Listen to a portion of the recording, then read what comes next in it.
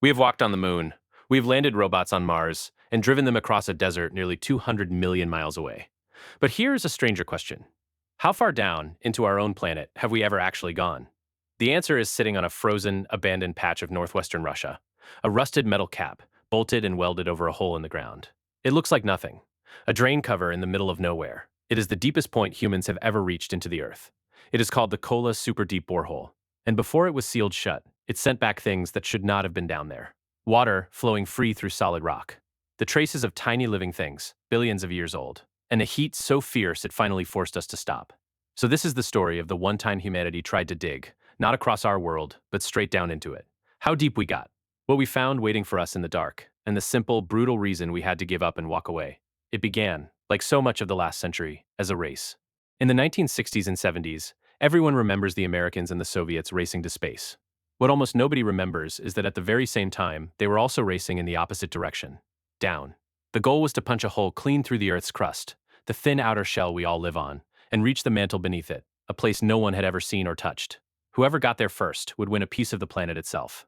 The Americans went first, with something called Project Mohole. They tried to drill down through the thin ocean floor. It was clever, it was expensive, and it ran out of money and nerve. By 1966, they had quietly given up. The Soviets did not. In 1970, on the Kola Peninsula, a bleak finger of land up near the Norwegian border, deep inside the Arctic Circle, they started. Not a wide shaft you could climb into, a single, impossibly thin hole, only about 9 inches across, narrower than a dinner plate. And they did not stop. Not for a year, not for 5. They kept turning that drill straight down into the rock for 20 years. 2 decades of one machine, in one frozen place, chewing slowly deeper into the planet than anyone had ever gone. It is hard to picture how difficult this was. You are not drilling into soft earth. Kilometers down, the rock is savagely hot and squeezed under crushing pressure. The drill bits wore out constantly, and swapping one meant hauling the entire string of pipe all the way back to the surface. That single act, pulling everything up and lowering it all back down, could take most of a day, every time. And worse, the deeper hole did not want to stay open. Down there, the rock pressed in from all sides, trying to squeeze the narrow hole shut behind them. So progress was agonizingly slow. A few centimeters, then a few more. Years of this, drilling through kilometers of ancient stone, chasing a boundary they were sure was down there. And it was on the way down that the surprises began. The first one was water. Kilometers beneath the surface, far below where any well or spring could ever reach, the scientists found water. Free-flowing water, moving through cracks in solid rock. Everyone had assumed that this deep, the rock would be bone dry, sealed tight. It was not. And the water had not seeped down from above. It had been forced out of the rock itself. Under that immense pressure, water locked inside the minerals was being squeezed out, like wringing moisture from a stone, and held there by a solid, watertight layer of rock above it. It was salty, mineral-rich, and completely unexpected. A hidden sea, of sorts, circulating through the crust where the textbooks promised nothing but dry stone. That alone rewrote what geologists thought the deep crust was like. But the second surprise was bigger, because it was about something that was missing.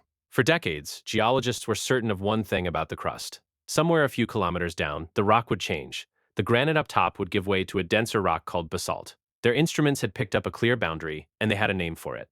They were sure it was there, so they drilled down to where the basalt should begin, and it was not there. Just more granite.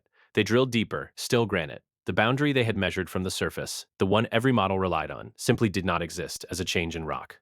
That was a shock. What their instruments had detected was real, but they had misread it. It was not a new kind of rock. It was the same granite, so battered and cracked and cooked by the heat and pressure that it bounced sound differently. The crust was stranger and more broken than anyone had guessed. 2 assumptions overturned by one thin hole. But the third discovery is the one that stays with you. Because down there, about 6 kilometers beneath the Arctic, sealed inside rock older than almost anything on the surface, they found the remains of life. Not bones, not shells you could see. Microfossils, the microscopic remains of tiny single-celled creatures, plankton that once drifted in an ancient sea. 24 different species of them, so delicate that they should have been crushed to nothing long ago, preserved instead in the deep rock. And here is what makes it haunting. That rock was more than 2 billion years old. 2 billion. These were the traces of some of the earliest life the planet ever produced, riding buried inside the crust for longer than complex life has even existed, waiting 6 kilometers down in the dark. So water where there should be dry stone. A missing layer that was never really there. An ancient life, sealed in rock older than the continents we know. Every kilometer down was telling us the inside of our planet was not what we had drawn on the diagrams. And then they hit the wall. As the hole passed 12 kilometers, the temperature climbed far faster than anyone had predicted.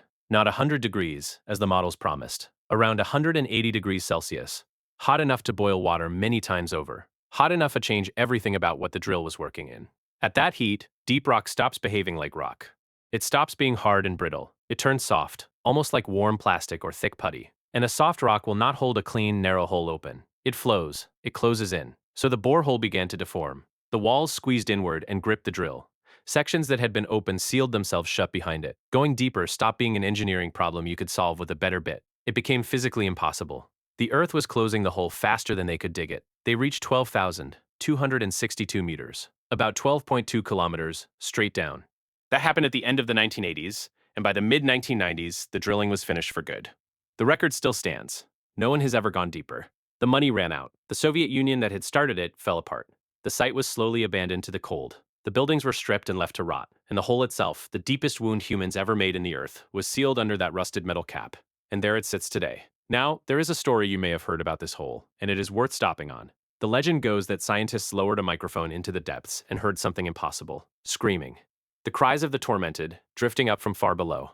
People began to call it the well to hell. It is a wonderful story. It is also completely false. The tale began as a tabloid report and spread through a religious broadcast, and the terrifying audio of the damned was later traced to a recording lifted straight out of an old horror film. There were no screams. There never were. What was actually down there was far quieter, and in a way far stranger. No demons, no fire, just rocks so hot it turned to putty, water wrung from stone, and the ghosts of tiny creatures that died 2 billion years before anyone could dream up a hell to put them in. And that leaves the last thing, the part that should genuinely stop you. Because for all of it, the 20 years, the record that still stands, the deepest humans have ever reached, 12 kilometers is almost nothing. It barely counts as a scratch. The center of the Earth is nearly 6,400 kilometers beneath your feet. 12 kilometers against that is like scoring a line a fraction of a millimeter into the skin of an apple and calling it the deepest anyone has ever dug. Kola did not even make it through the crust. Think about that. We have stood on the moon, 250,000 miles across empty space. We have flung machines to other planets. And yet we have never traveled more than about 1/500th of the way to the middle of our own world. The inside of Earth is a place we have never been. And with the technology we have today, we cannot go. The heat, the pressure, the rock that turns soft and swallows any hole we make. The Earth simply will not let us in.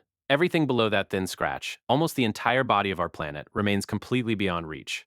So the deepest hole humanity ever made is now a sealed, rusting scar on a frozen patch of the Arctic. A drain cover in the snow, welded shut, forgotten. And just beneath it lies almost the whole interior of our world.